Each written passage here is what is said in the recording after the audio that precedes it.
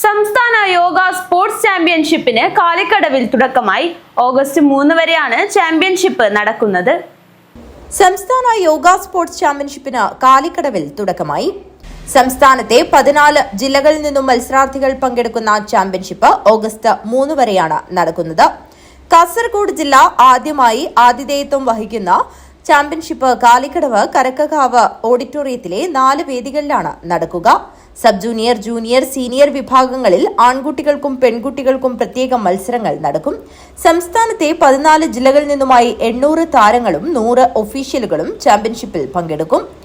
പരമ്പരാഗത യോഗാസന, യോഗ, ഡാൻസ് മത്സരങ്ങൾ തുടങ്ങിയവ പൊതുജനങ്ങൾക്ക് കൂടി കാണാനുള്ള സൗകര്യങ്ങൾ ഏർപ്പെടുത്തിയിട്ടുണ്ട്. കാസർഗോഡ് ജില്ല ആദ്യമായാണ് സംസ്ഥാന യോഗ സ്പോർട്സ് ചാമ്പ്യൻഷിപ്പിന് ആതിഥേയത്വം വഹിക്കുന്നത്. 10, 12, 12, 14, 14, 14, 18 അത് സബ് ജൂനിയർ, ജൂനിയർ കാറ്റഗറിയാണ്. അതിനുശേഷം 18, 21, 21, 25, 25, 30, 30, 35, 35, 45 മുകളിൽ സീനിയർ കാറ്റഗറി.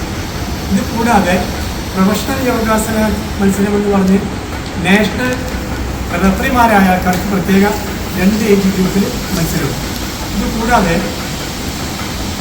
യോഗ ഡാൻസ് മത്സരം, ഇതിൽ ഏറ്റവും കണ്ണഞ്ചിപ്പിക്കുന്ന മനോഹരമായ അഭ്യാസങ്ങളോടുകൂടിയുള്ള സംഗീതവും താളലയാത്മകമായ ഒരു ഇനമാണ് ഫ്രീ ഫ്ലോ ഡാൻസ് എന്ന് പറഞ്ഞിട്ട് 5 മത്സരാർത്ഥികൾ ഒരു ഗ്രൂപ്പിലുണ്ടാവും.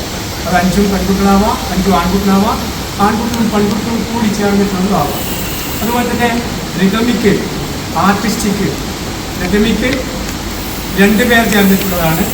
ആർട്ടിസ്റ്റിക് സിംഗിളും ഉണ്ട്, ഡബിളും ഉണ്ട്. വാർത്താ സമ്മേളനത്തിൽ സംഘാടക സമിതി chairman CM Meenakumari, yoga association സംസ്ഥാന president B Balachandran, general secretary K Rajagopal, secretary Sheeja Aslam, സംഘാടക സമിതി convener KV Ganesh, association Kasaragod ജില്ലാ president MV Narayanan, secretary KP Pradeep Kumar എന്നിവർ പങ്കെടുത്തു. News bureau, Kanhangad.